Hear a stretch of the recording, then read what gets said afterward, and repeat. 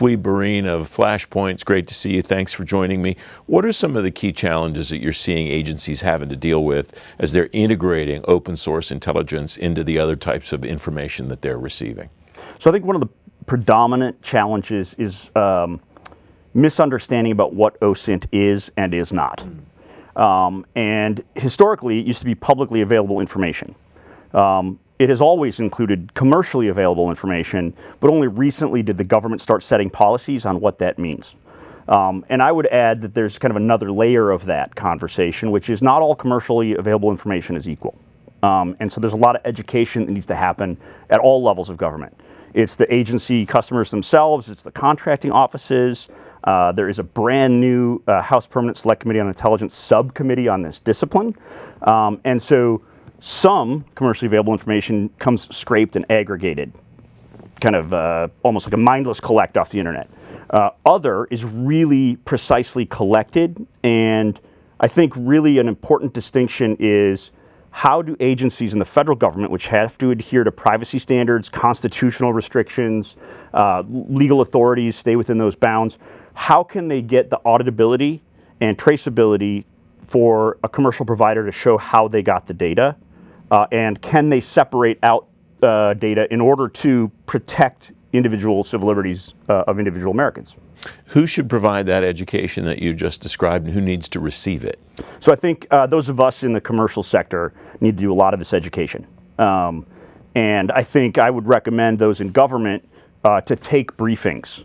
And anytime they're talking to a commercially available information provider or someone that holds themselves out as an OSINT provider, would be ask that question, show us how. And they should actually sit and see that, whether it's a platform, whether it's a mechanism, but they should ask for that briefing and that actual product demonstration.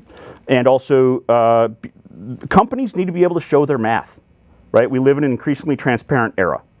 And so OSINT's a little bit funny because you need to be secret about how you collect this. You need to protect the identity of who's asking questions, but you need to be open when asked, right, to provide, again, that validity, verification, validation, proof of evidentiary standard. What if the FBI is your customer and they need to use it in a future federal law enforcement case? So you got to be able to show it meets a federal evidentiary standard in court.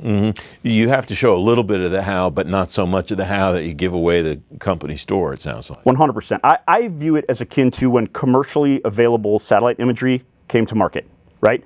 It used to be super secret stuff. Hey, there's a satellite constellation, it can take pictures, the government can task it. When I was a Marine lieutenant, that was like some of the most secret stuff we had during the invasion of Iraq. Today, I could do that through Maxar or through another commercial satellite imagery company. And like for us at Flashpoint, that's our future. Just this year, we're making that available to commercial customers, tasking our collection, saying the target. So we can get it from a customer to which target they want, and then we use our technology and tradecraft to get the picture, if that makes sense. So, I mean, I think that's an apt analogy was commercialization of space imagery, commercialization of open source intelligence. Yeah. About 30 seconds left. What's the future of that look like in your view? Yeah, I think a mix of technology and tradecraft. We hear a whole lot about AI. We hear a whole lot about people having really interesting managed attribution solutions. Technology is great, but the human component is part of intelligence. It's intelligence collections, planning, exploitation, analysis, and then the briefing component. So the full intelligence cycle needs to include humans on the loop and in the loop. So I think the future is that we see customers increasingly empowered to do their own collect tasking, inbound, and analysis dissemination. And we need to be enabling an industry as opposed to thinking that we're a self-licking ice cream cone. Swede, it's great to have you here. Thanks for joining me. Thanks for having me, Francis. Big fan.